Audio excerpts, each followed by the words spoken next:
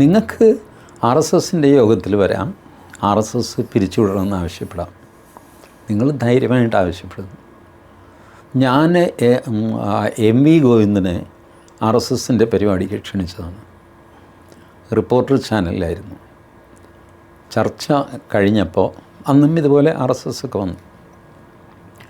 ചർച്ച കഴിഞ്ഞപ്പോൾ ഞാൻ പറഞ്ഞു, മാഷേ ഞാൻ RSSകാരുടെ ഒരു യോഗം വയ്ക്കാം, മാഷ് അവിടെ വന്നിട്ട് കമ്മ്യൂണിസം എന്താണ് എന്ന് വിശദീകരിക്കണം.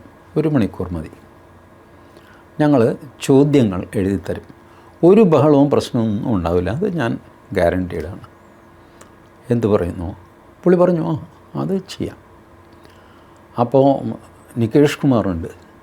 ചർച്ച കഴിഞ്ഞു, ബട്ട് നികേഷ് കുമാർ അവിടെ നിൽക്കും. നികേഷ് കുമാർ പറഞ്ഞു, മാഷ് RSSൻ്റെ പ്രോഗ്രാമിൽ പോകാൻ പോവുകയാണോ? അപ്പോൾ മാഷ് പറഞ്ഞു, അല്ല, ഞാനതൊരു സെമിനാർ എന്നുള്ള രീതിയിലാണ് കാണുന്നത്.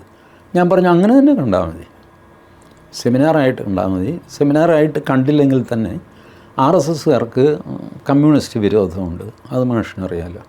ആ വിരോധം മാറ്റാനായിട്ട് എന്താ ചെയ്യുക? കമ്മ്യൂണിസം എന്താണെന്ന് ശാന്തമായിട്ട് അവരോട് പറയുക. കുറേ പേർക്ക് മനസ്സിലാവും, ചിലർക്ക് മനസ്സിലാവില്ല. ഇങ്ങനെയൊക്കെയാണല്ലോ നമ്മൾ ആശയം പ്രചരിപ്പിക്കുന്നത്. അപ്പോൾ മാഷ് മാത്രമാണ് അതിൽ പ്രാസംഗികൻ. അതിന് സെമിനാറെന്ന് വിളിക്കുന്നത് അങ്ങനെ വിളിക്കാം. മാഷ് സമ്മതിച്ചില്ല. നികേഷും പറഞ്ഞു, അതൊക്കെ അപകടമാകും മാഷ്, ആലോചിച്ചൊക്കെ വേണം. കാര്യം ഇത് ഈ 2 പേർക്കും, നികേഷിനും അറിയാം, ഗോവിന്ദ മാഷിനും അറിയാം, ഞാൻ പറയുന്നത് ശരിയാണ്. പക്ഷേ കേരളത്തിലത് ചെയ്തു കഴിഞ്ഞാൽ തെറ്റായിട്ട് മാറും. ഞാൻ പറഞ്ഞതിൽ വല്ല തെറ്റുമുണ്ടോ? ഇല്ല. നിങ്ങളുടെ ആശയം ഞങ്ങളുടെ ഇടയ്ക്ക് വന്ന് പ്രചരിപ്പിച്ചൊന്ന് പറയാം, ഞങ്ങളുടെ സംശയത്തിന്.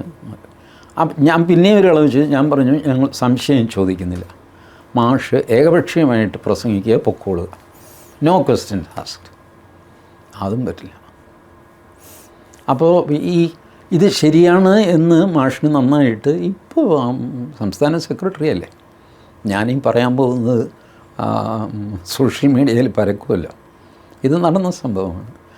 മാഷിനറിയാൻ ഞാൻ പറയുന്നത് ശരിയാണെന്ന്. പക്ഷെ ചെയ്തു കഴിഞ്ഞാൽ ഗോവിന്ദൻ, MV ഗോവിന്ദൻ ക്രൂശിക്കപ്പെടും, പാർട്ടിയിൽ നിന്ന് പുറത്താക്കപ്പെടും. RSSകാരോട് സംസാരിച്ചു എന്നുള്ള കുറ്റത്തിന് ആ മനുഷ്യൻ പാർട്ടിയിൽ നിന്ന് പുറത്താക്കപ്പെടും.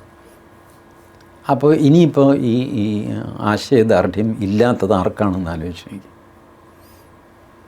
ഇവർക്കൊക്കെ വേണ്ടാത്ത പേടിയാണ്. ഞാനതുകൊണ്ടാണ് മുസ്ലിം ലീഗിൻ്റെ പേര് തുടക്കത്തിൽ പറഞ്ഞത്. എന്തുകൊണ്ടാണ് മുസ്ലിം ലീഗിന് പേടിയില്ലാത്തത്? അവർക്ക് പേടിയില്ല. ഞാൻ RSS ആണെന്ന് അറിഞ്ഞുകൊണ്ട് തന്നെയാണ് SIO എന്നെ വിളിച്ചത്. അവരെ പിരിച്ചുവിടണമെന്ന് അറിയുന്നൊരു മനുഷ്യന് അവർ വിളിച്ചിട്ട്, ശരി ചേട്ടൻ പറഞ്ഞു, എന്താണെന്ന് വെച്ചാൽ കേൾക്കട്ടെ. ഞാൻ പറഞ്ഞു എന്ന് വിചാരിച്ച് SIO പിരിച്ചുവിടാനൊന്നും അവർ പോകുന്നില്ലല്ലോ. അവർക്ക് അവരുടെ ഒരു ഇതില്ലേ, തൻ്റെ ഇടമില്ലേ, ക്യാരക്ടറില്ലേ. ബട്ട് എന്താണ് ഈ RSSകാർക്ക് ഞങ്ങളെപ്പറ്റിയുള്ള അഭിപ്രായം എന്താണെന്ന് കേൾക്കാം. അതൊരു പോയിൻ്റല്ലേ, അതിനവർ തയ്യാറായി.